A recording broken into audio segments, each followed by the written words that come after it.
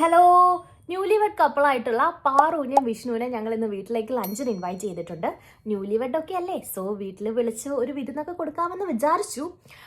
അപ്പോൾ ഇന്നത്തെ നമ്മുടെ ഫുഡിൻ്റെ മെനു വന്നിട്ട് pork dry fry, prawns roast, ഒരു ഈസി പീസി ആയിട്ടുള്ള boom bang inspired fish curry, പിന്നെ എൻ്റെ ട്രേഡ് മാർക്ക് റെസിപ്പി ആയിട്ടുള്ള ക്യാബേജ് തോരൻ. അപ്പം ഇതിൻ്റെ കുക്കിങ്ങും റെസിപ്പിയും ഒക്കെ കാണിക്കുന്ന ഒരു പ്രഹസനം വീഡിയോ ആയിരിക്കും ഇത്. ബൈ ദ ബൈ പാറുവിൻ്റെയും വിഷ്ണുവിൻ്റെയും ഇവിടുത്തെ കാനഡയിലെ ബാച്ചലർ പാർട്ടി ഞാൻ ഇതിന് മുന്നേ ഒരു വ്ളോഗായിട്ട് അപ്ലോഡ് ചെയ്തിട്ടുണ്ട്. സോ നിങ്ങൾക്ക് അതും കാണാവുന്നതാണ്. And welcome to my channel. By the by ഈ വീഡിയോ കണ്ടിട്ട് ആ വീഡിയോ കണ്ടാൽ മതി. ഓക്കെ,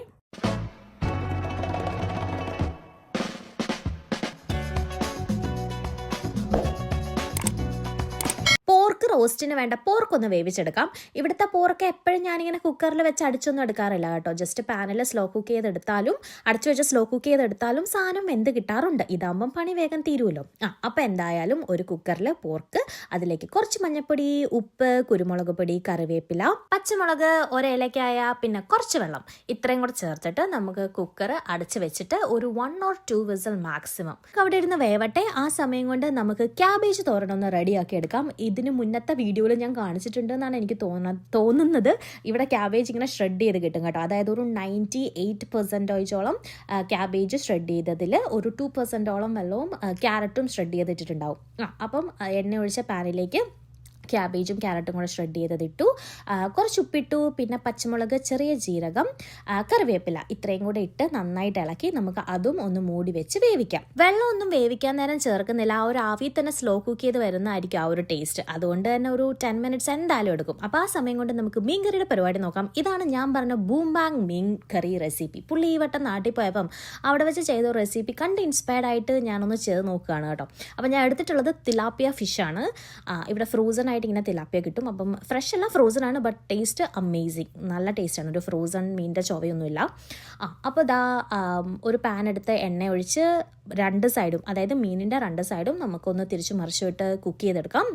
കുക്ക് ചെയ്തോ ലൈറ്റ് ഷാലോ ഫ്രൈ ചെയ്തെടുക്കാം എന്ന് വേണമെങ്കിൽ പറയാം. ഈ സമയം ജസ്റ്റ് ഉപ്പ് മാത്രമേ ചേർത്ത് കൊടുക്കുന്നുള്ളൂ. അത് വളരെ ലൈറ്റായിട്ടൊന്ന് സ്പ്രിങ്കിൾ ചെയ്യുന്നുണ്ട്. അപ്പം ഒരു സൈഡ് ഒരു 4 minutes, നെക്സ്റ്റ് സൈഡും ഒരു 4 minutes നമുക്കൊന്ന് ഷാലോ ഫ്രൈ ചെയ്തെടുക്കാം. ഇൻ ദ മീൻ ടൈം നമ്മുടെ ക്യാബേജ് നമ്മൾ വെള്ളമൊന്നും ചേർത്തിട്ടുണ്ടായിരുന്നില്ലല്ലോ വേവിക്കാൻ വെക്കാൻ നേരം. അതുകൊണ്ട് അടിക്ക് പിടിക്കാനുണ്ടോ എന്ന് ശ്രദ്ധിക്കാൻ ജസ്റ്റ് ഇടയ്ക്കൊന്ന് ഇളക്കി കൊടുക്കുന്നത് നന്നായിരിക്കും. അല്ലെങ്കിൽ പിന്നെ കരിഞ്ഞ ക്യാബേജ് തോരൻ കഴിക്കേണ്ടി വരും. ആദ്യം വേവിക്കാൻ വെച്ച പോർക്ക് 2 വിസിൽ അടിച്ചത് കൊണ്ട് തീ അങ്ങ് ഓഫ് ചെയ്ത് അതങ്ങ് മാറ്റി വെച്ചു. റിട്ടേണിംഗ് ബാക്ക് ടു നമ്മുടെ മീൻ കറി.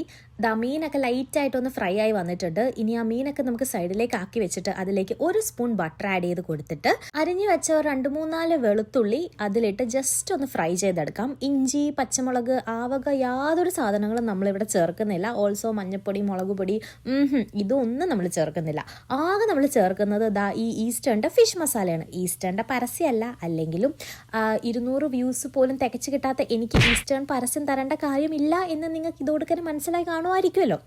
എന്തായാലും അത് ആ ബട്ടറിലിട്ടൊന്ന് സോട്ട് ചെയ്തതിന് ശേഷം കുറച്ച് കറിവേപ്പിലയും കൂടി ഇട്ട് ഇങ്ങനെ ലൈറ്റായിട്ട് ഒന്ന് ഇളക്കിയെടുക്കാം. ഇളക്കിയെടുത്താൽ ഇനി മീൻ പൊടിഞ്ഞു പോകണ്ട, അല്ലെങ്കിൽ പൊടിഞ്ഞു പോകുമോ എന്ന പേടി കൊണ്ടാണോ ഞാൻ അങ്ങനെ ഒന്ന് ജസ്റ്റ് ഒന്ന് ആക്കിയെടുത്തത്, മസാല എല്ലായിടും ഒന്ന് എത്തിക്കാനായിട്ട്. പിന്നെ ഞാൻ ചെയ്തത് 2 കഷ്ണം പുളി ഒരിച്ചിരി വെള്ളത്തിൽ ഞാൻ മൈക്രോവേവ് ചെയ്യാൻ വെച്ചിട്ടുണ്ടായിരുന്നു. അല്ലെങ്കിൽ ജസ്റ്റ് ഒരു വെള്ളത്തിൽ, അല്ലെങ്കിൽ ഒരു ചരുവത്തിൽ ഇച്ചിരി വെള്ളം എടുത്തിട്ട് ആ 2 പുളി വെച്ച് തിളപ്പിച്ചിട്ട് ആ വെള്ളം ചേർത്താലും മതി. ഇങ്ങനെ പുളി ചേർക്കുന്നതിൻ്റെ ഗുണം എന്താ വെച്ചാൽ നമ്മൾ തലേദിവസം ഒന്നും വെച്ച് വെക്കാത്ത, അല്ലെങ്കിൽ 2 ദിവസം ഇരിക്കാത്ത മീൻ കറിക്കും നല്ലതായിട്ട് പുളി വിത്തിൻ സെക്കൻഡ്സിൽ മീനിലും ആ ഒരു ചാറിലും ഒക്കെ നന്നായിട്ട് പുളി പിടിക്കും എന്നുള്ളതാണ്. ഇനി ഞാൻ നമ്മുടെ ആയ മീൻ ഒന്ന് ടേസ്റ്റ് ചെയ്ത് നോക്കുകയാണ്. അപ്പോൾ ഉപ്പെല്ലാം കറക്റ്റാണ് കേട്ടോ. ഈ ഒരു സ്റ്റേജിൽ ഉപ്പെല്ലാം വളരെ കറക്റ്റായിരുന്നു.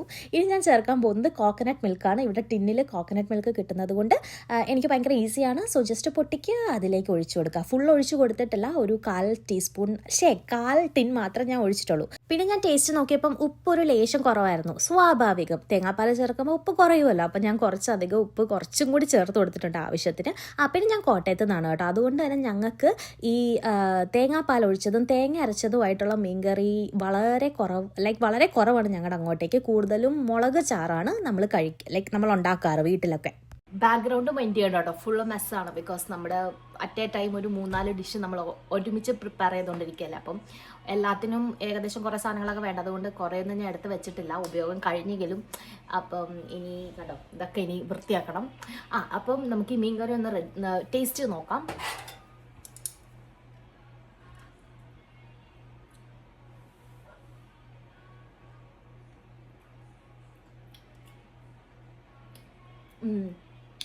അടിപൊളി.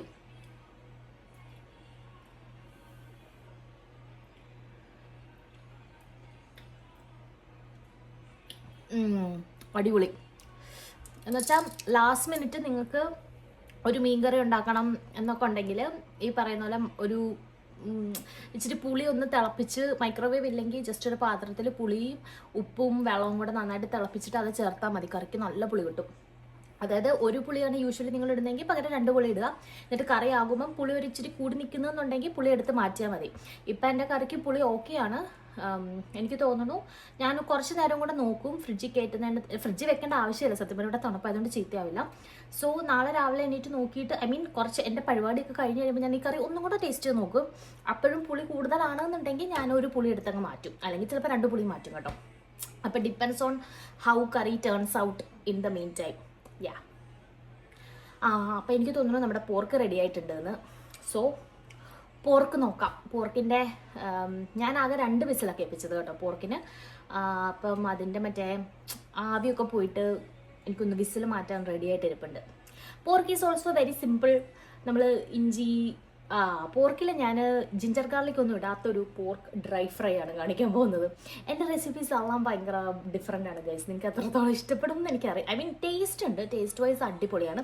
പിന്നെ ഞാനൊരു കാര്യം പറയട്ടെ, നമ്മളെല്ലാ സാധനങ്ങളും ഈ ഇഞ്ചി വെളുത്തുള്ളി ഒരേ മസാലകൾ ഇട്ട് ഉണ്ടാക്കുന്നതിന് പകരം ഇങ്ങനെ ഇടയ്ക്കിടയ്ക്ക് വെറൈറ്റി ആയിട്ട് ഉണ്ടാക്കി നോക്കിയാൽ നമുക്ക് എന്നും കഴിക്കുന്ന ടേസ്റ്റിൽ നിന്ന് വ്യത്യസ്തമായ ഒരു ടേസ്റ്റ് കഴിക്കുമ്പോൾ ഇഷ്ടപ്പെടും. Note that point.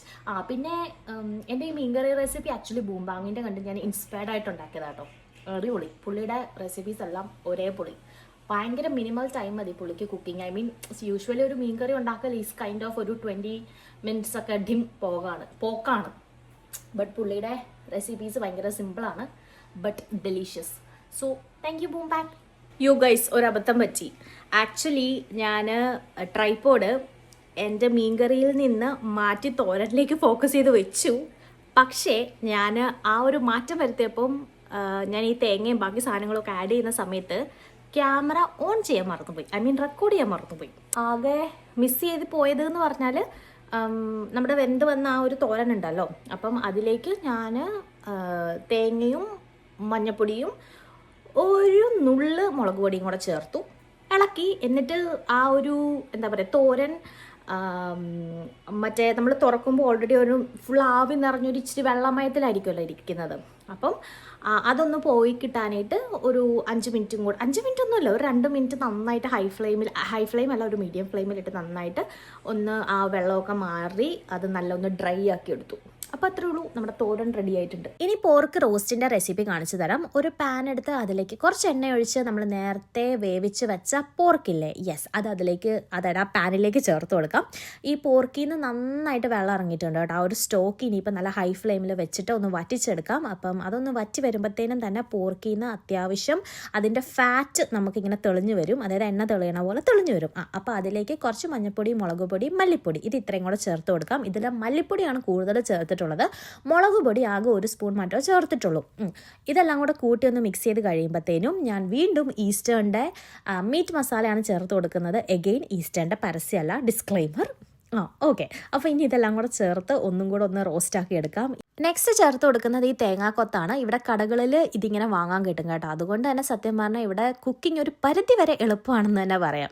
അത് കഴിഞ്ഞ് നെക്സ്റ്റ് ഞാൻ ചേർത്ത് കൊടുത്തത് ചില്ലി ഫ്ലേക്സും കുറച്ച് കറിവേപ്പിലയും കൂടെയാണ്.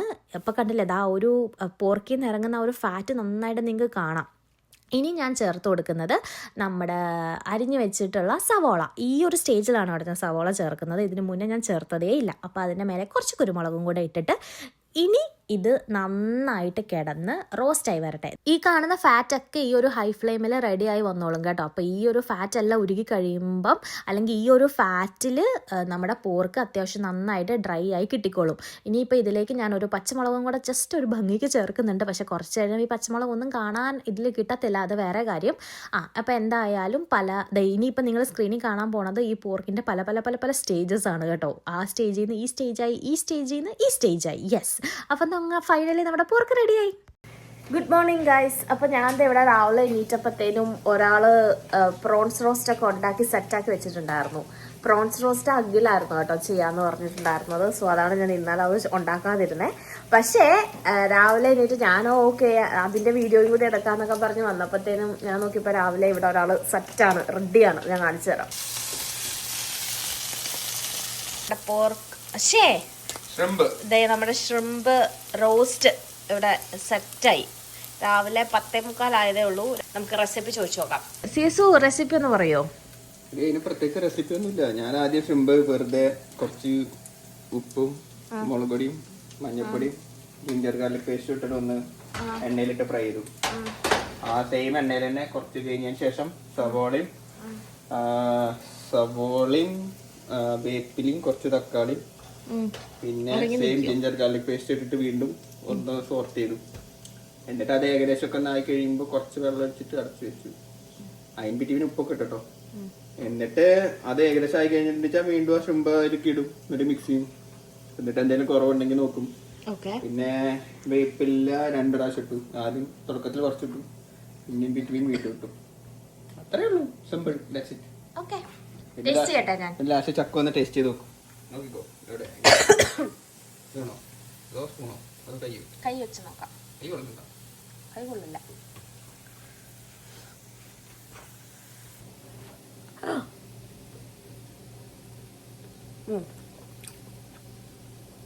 നല്ല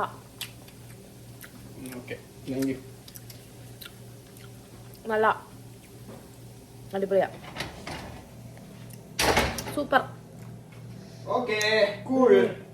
ഓൾറെഡി ഉച്ചയ്ക്കാണ് വരുന്നത്. സോ വേറെ സ്നാക്സ് ഒന്നും കൊടുത്താൽ നിങ്ങളുടെ വയറ് വെറുതെ നമ്മൾ നശിപ്പിക്കുന്നില്ല.